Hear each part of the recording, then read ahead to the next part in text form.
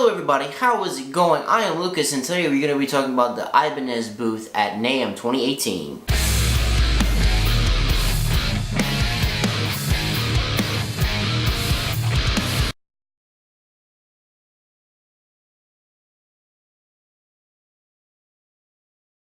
So when I went to NAMM 2018, I was very excited to go to the Ibanez booth because the Ibanez booth is always really cool. They always have a lot of cool people hanging out around there, and Ibanez usually brings a lot of cool guitars. So let's talk about the two new SIGs that they had. Well, they had a lot of new SIGs, but let's talk about two of the new non-AZ SIGs they had. They had the Kiko from Megadeth SIG signature guitar there, and they had the Nita Strauss who plays with Alice Cooper. They had her signature there too. Let's talk about Nita's first. Nita's guitar was actually the first female signature guitar that Ibanez ever did. I've been following her for years. I'm so glad she finally got her first SIG guitar.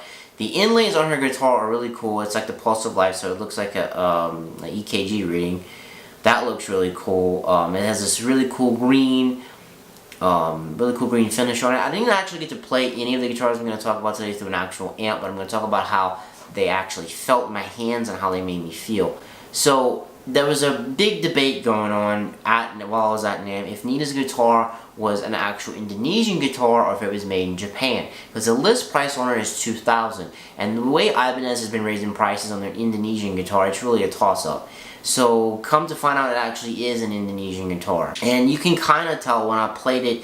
The neck feels like the Ibanez Indonesian guitars. It's really hard. It's a really hard thing to describe. But if you ever played an Indonesian guitar versus, you know, one of the higher end, when you're taking an Ibanez, you're talking about the Japanese ones. The Japanese necks feel so much better. But this guitar, it feels good for being an Indonesian guitar. It felt really great. You know, it was super fast. It was an S series. It was super thin. But the neck did feel like a premium guitar. Now that list price is a little bit too high.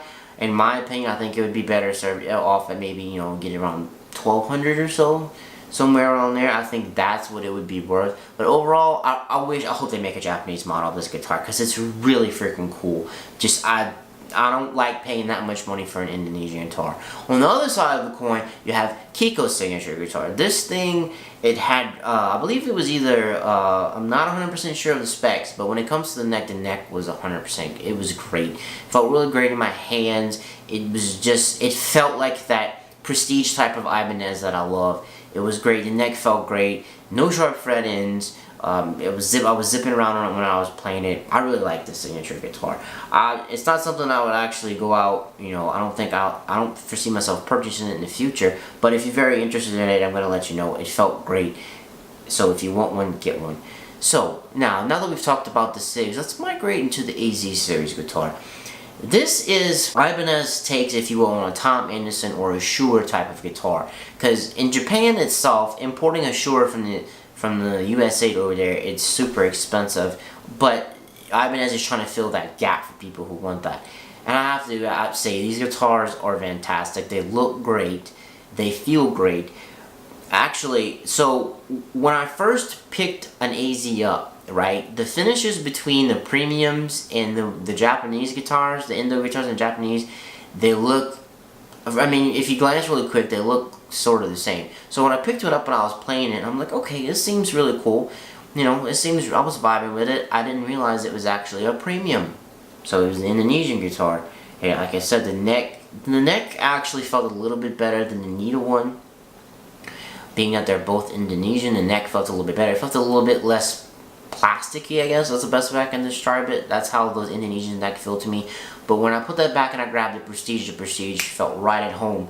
Felt very, very, very nice. I'm not 100% sure as I'm recording this now what are the prices on them, but I can definitely say if you can get the premium one for, you know, around $1,000 or under $1,000, it's definitely worth it. If you're not happy with the pickups that are in there, swap them out and you'd be good to go. These guitars are great. They're not as aggressive and pony and metally as a lot of Ibanez's other lineage. You know, you can bring this to, you know, like a Maroon 5 gig, for example, and it would kind of fit in that kind of environment.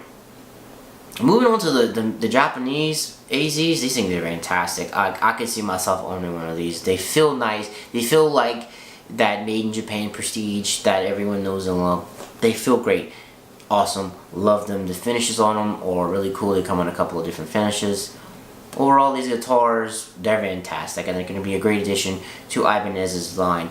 So, moving on from here, let's talk about the new fan fret RGD that Ibanez came out with. Fan frets are a thing that have been catching on steadily in the last couple of years, and this is Ibanez's RGD import offer on this. So, it is made in Indonesia, and this guitar is really cool. The finish on it's really cool. It has Fishman pickups, Fishman moderns, which is really awesome because Fishman's pickups sound great.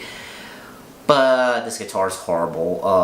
The fan on it is absolutely atrocious. When I was playing it, when I tried to play in the first fret, it like hurt my hand because my fingers were like contorted. And I'm used to, because earlier in the day I've played the Strandbergs, I've played the 080S with the Aristides boots. I've been playing, I've played fan frets before. I did not like it at all. I just totally rejected it. The neck felt plasticky.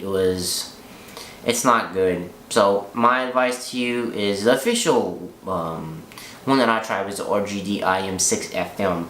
So my advice on that is I would avoid those guitars. They did have the new import RGDs there too in the booth. They felt alright, but they had a lot of tool marks on the fretboard. They looked a little bit chewed up. I think they came from the factory like that, which is kind of sad. So just be wary if you buy a new Indonesian guitar like that. Just make sure it's not chewed up and it's in good condition before you actually decide to keep it. Now they did have the Tom Quayle and the Martin, I think it's Martin Miller SIGs. I'm not 100% sure on what Martin's last name was. Please forgive me, those looks unprofessional. But those were kind of based off of the AZ line. They're kind of in that same vein, so to speak. I didn't get a chance to play these, but if you think the AZ series look cool, these are a hit. They're made in Japan. All of Ibanez is made in Japan guitars. Do tend to be great. Just make sure you kind of play the guitar itself and play something familiar with it before you actually decide to buy it. So, in closing, let's wrap it up. The Nita SIG is definitely Indonesian. I think it's too expensive.